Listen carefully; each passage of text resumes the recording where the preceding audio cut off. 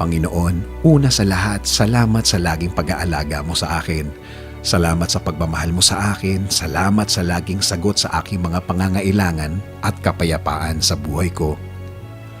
Panginoon, alam ko pong hindi naman perpekto ang mundong ito. Hindi lahat ay kaya kong i-please. Hindi lahat ay oo sa aking mga sinasabi. At Panginoon, alam ko din po na hindi ako perpektong tao. Minsan may mga nasasaktan ako along the way, sa mga words ko, sa mga ginagawa ko, or every time I voice out my opinion. Alam ko somehow, Lord, may mga nasasaktan ako na hindi ko sinasadya. Lord, humihingi po ako ng kapatawaran.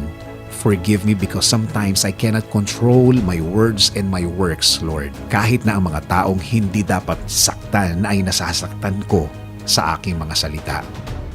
Forgive me, forgive me, forgive me, Lord. Kaya sa mga ganitong mga moments, Lord, hindi ko kontrol ang mga reaksyon nila. Hindi ko alam kung ano ang nasa isip nila. Kaya Lord, humihingi ako ng proteksyon sa inyo, Panginoon. Touch their hearts to forgive me, God. At sana, Lord, bigyan mo ako ng pagkakataon na malinaw ang lahat para sa kanila dahil alam ko na ang tunay na anak mo ay mapagkumbaba. Also, Lord, humihingi rin ako ng proteksyon sa mga taong nagbabalak ng masama sa akin at sa aking pamilya. Give us your protection against these people, Lord.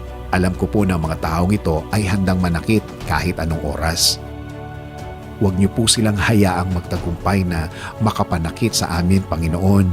Sa umpisa pa lang ng plano, iparealize mo po sa kanila na hindi maganda ang manakit ng iba.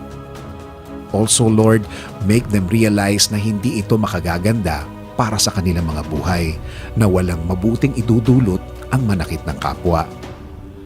Panginoon, patuloy po kami nakafocus sa inyong proteksyon at pagmamahal sa amin, na alam namin na hindi mo hahayaan na kami masaktan nila at hindi nyo sila hahayaang maging tagumpay sa intensyon nilang masama.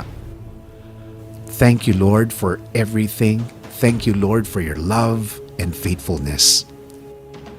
This is our prayer. In Jesus' name, amen.